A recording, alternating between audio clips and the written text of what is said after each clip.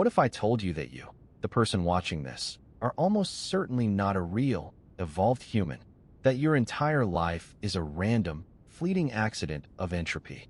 Statistically, you're much more likely to be a disembodied brain, floating in a dead cosmos, hallucinating everything you think you know. This is the Boltzmann Brain paradox, a logical horror that emerges from the fundamental laws of physics. It begins with a simple, unsettling question. Why does the past look so ordered, while the future seems destined for chaos? The universe, we learned, is drifting toward heat death, a state of maximum disorder. But if disorder always increases, how did we ever get such an ordered past? In the 1890s, physicist Ludwig Boltzmann offered a radical solution. Boltzmann imagined an eternal universe, mostly in thermal equilibrium. Every once in an unimaginably rare while, particles would randomly bump together into something organized. A brain. A whole brain, with all your memories. The logic is terrifying.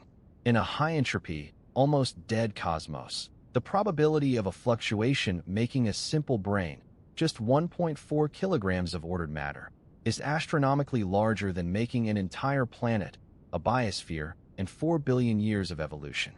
The number is so colossal it defies comprehension.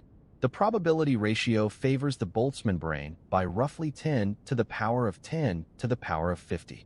That's a 1 followed by 10 to the power of 50 zeros. It's effectively infinite.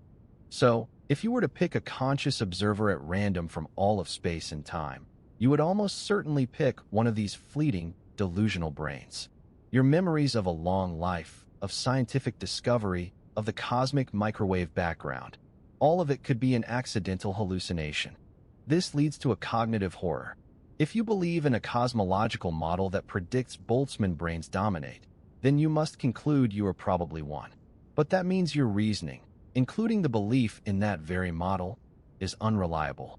A self-defeating loop. The paradox didn't stay buried in the 19th century. Modern cosmology, specifically the theory of eternal inflation, amplifies it into a nightmare. In an eternally inflating multiverse, our universe is just one bubble in a frothing cosmic sea.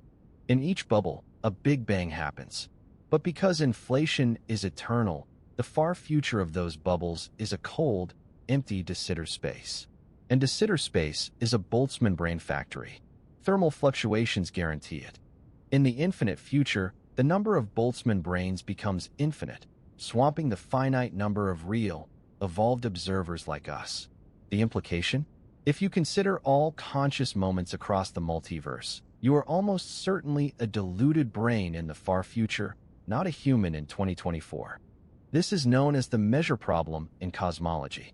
How do we count observers across an infinite multiverse? Without a consistent rule, probabilities become meaningless, and Boltzmann brains make the problem catastrophically worse. Physicists realize that any viable cosmological model must pass the Boltzmann brain constraint. It must not predict that Boltzmann brains outnumber normal observers. If it fails, the theory is cognitively unstable. It destroys its own empirical support. This is why many cosmologists, like Sean Carroll, now argue that the universe must be finite in time. If the universe eventually decays or undergoes a phase transition, there simply isn't enough time for Boltzmann brains to form. They never get a chance. One elegant escape is the possibility that our universe is a false vacuum, unstable and destined to tunnel into a lower energy state. This bubble of true vacuum would expand at nearly the speed of light, erasing all matter and stopping fluctuations. Another possibility is that the universe cycles, bouncing from a big crunch to a new Big Bang, never reaching the eternal, static de Sitter phase where brains can brew. Or quantum gravity effects might simply prohibit the infinite future. But solutions aside, the Boltzmann brain paradox digs into a deeper wound. It connects disturbingly to the Fermi paradox.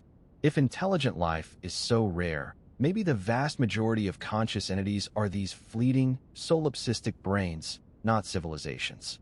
Think about it. We've been scanning the skies for decades, listening for a whisper.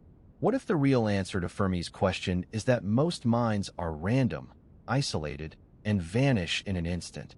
Never building radios, never loving, just a flash of false existence.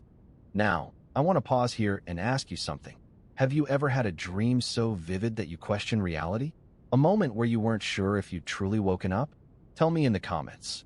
If you were a Boltzmann brain right now, what's the first memory you check to see if it's real?